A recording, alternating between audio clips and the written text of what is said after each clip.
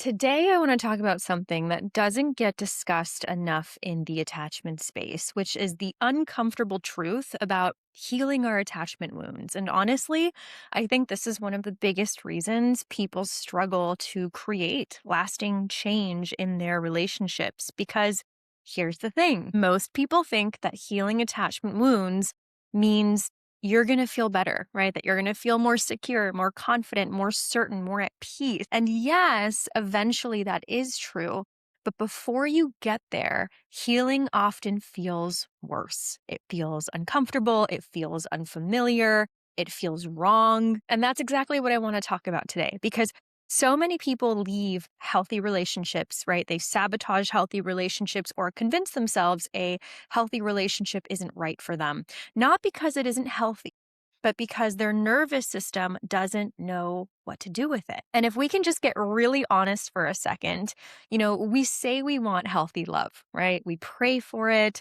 We journal about it. We make vision boards about it. We tell our friends, we want consistency. We want emotional availability. We want communication. We want stability and commitment and all the things. But then when we finally get it, we become completely dysregulated, right? Suddenly we are questioning everything. We're feeling trapped.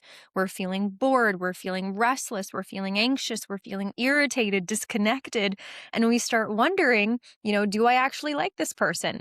What if they're not the one, right? What if I'm settling? What if I'm losing feelings? What if there's someone better? What if this relationship is wrong?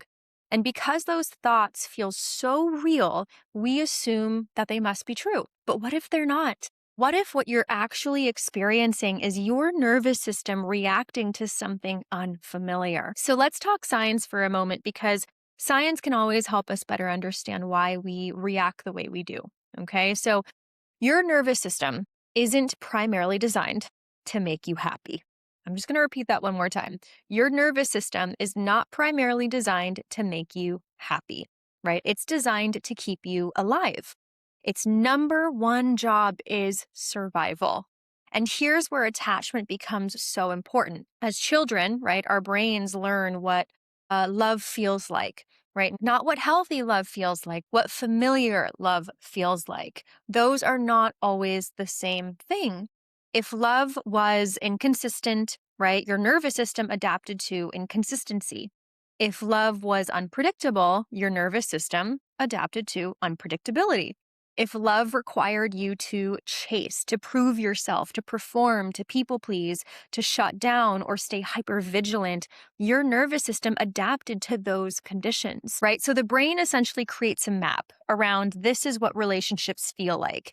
And that map becomes familiar, not healthy, but familiar. And the nervous system loves familiar. Again, it's for survival purposes, even when familiar hurts, even when it's painful. So just imagine someone who grew up riding roller coasters every day, right? It's fast, it's intense. You have those ups and downs, you have the adrenaline, you have the chaos. And then one day, someone places them on a calm boat ride. There's no drops on the boat ride. There's no twists. There's no sudden turns. It's just calm. At first, they don't really feel relaxed, right? They feel kind of uncomfortable. They feel even bored.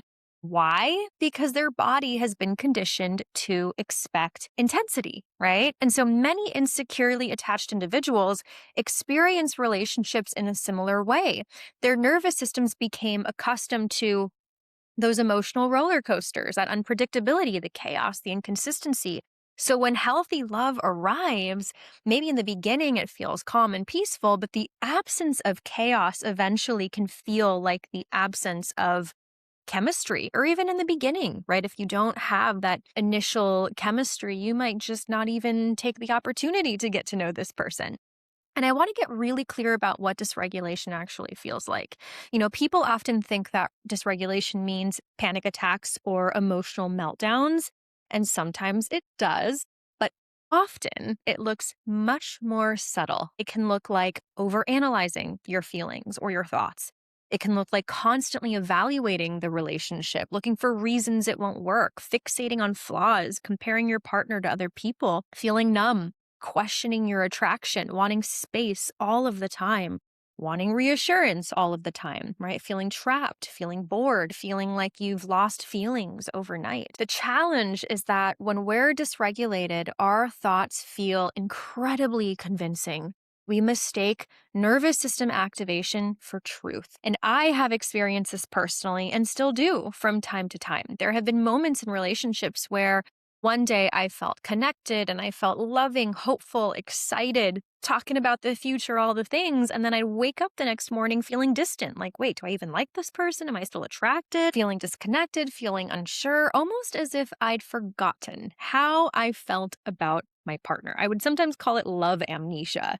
And this is coming from a recovering, fearful, avoidant, leaning anxious. Okay, that was me for many, many years. And there's still aspects of that still comes up that I still have to navigate. And for years, I thought this meant that something was wrong with the relationship. Now I understand that sometimes it was my nervous system just struggling with safety, right? And safety sounds wonderful in theory, but if your body isn't used to it, safety can actually feel very vulnerable. Why? Because you can't prepare for rejection when you're allowing yourself to trust.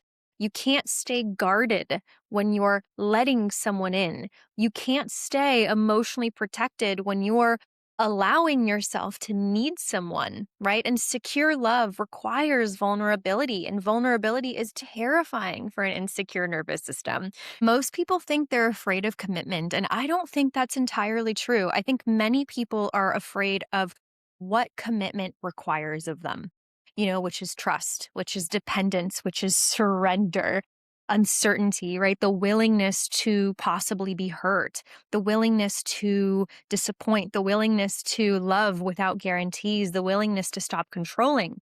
And for someone with attachment wounds, those experiences can feel incredibly threatening. We all want guarantee that we chose the right person, that we aren't going to get hurt, that we are safe, that this person is the one. And these thoughts can keep us stuck and in that dysregulated state quite often, which is why the mind starts generating those exit strategies, right? Problems, doubts, questions, reasons, not because the relationship is necessarily wrong, but because the nervous system wants relief. And here's where many people accidentally sabotage themselves. They assume that discomfort means danger. So they leave, right? They withdraw.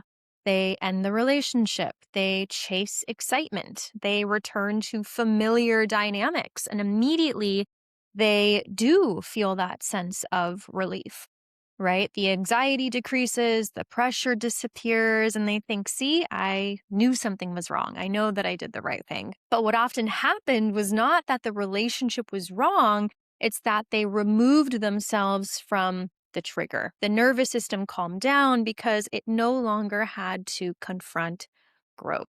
But unfortunately, the attachment wounds remain. And healing requires staying. One of the most important principles in anxiety treatment is exposure. Okay. And exposure therapy is how I like to gently guide my clients when I'm working with them with the attachment coaching. So for example, if someone is afraid of elevators, right, they don't overcome that fear by avoiding elevators forever. They gradually expose themselves to elevators until the nervous system learns, okay, I'm safe, right? The same principle applies to attachment. Healing doesn't happen by avoiding healthy love. Healing happens by staying present long enough for the nervous system to learn, wait a second, I'm safe here. This is okay, right? This person isn't my parent. I don't need to run. I don't need to chase. I don't need to earn love. I don't need to protect myself from every possible outcome.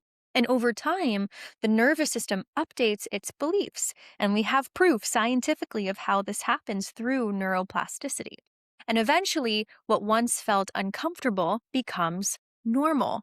So if you find yourself becoming dysregulated in a healthy relationship, first, slow down. Don't immediately make major decisions. Don't assume that every thought is truth. Get curious. Ask yourself, am I responding to what's happening right now? Or am I responding to what my nervous system has learned to expect? And then second, look for patterns. Does this happen every time intimacy deepens? every time someone gets closer, every time commitment increases, right? Patterns reveal attachment wounds. And often we see these triggers coming up after the honeymoon stage of dating or of a relationship, and that commitment starts to deepen or the commitment starts to ask more of you. We start to see that activation a little bit more. Third, communicate. Talk to your partner, talk to your therapist, talk to your coach. Bring awareness to what is happening because shame thrives in secrecy, but healing thrives in awareness. And finally, practice staying, not forever, not at all costs, but long enough to gather real information, long enough to distinguish fear from truth, right? Long enough to allow your nervous system to learn something new.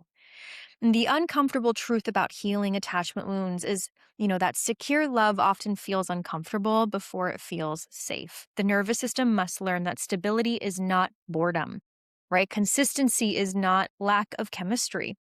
Peace is not lack of passion. And safety is not danger. The goal isn't to force yourself to stay in unhealthy relationships. The goal is to recognize when your nervous system is reacting to growth rather than actual incompatibility. Because sometimes the very thing that you've been praying for arrives, and your first instinct is to just push it away, right? Not because it's wrong, but because it's unfamiliar.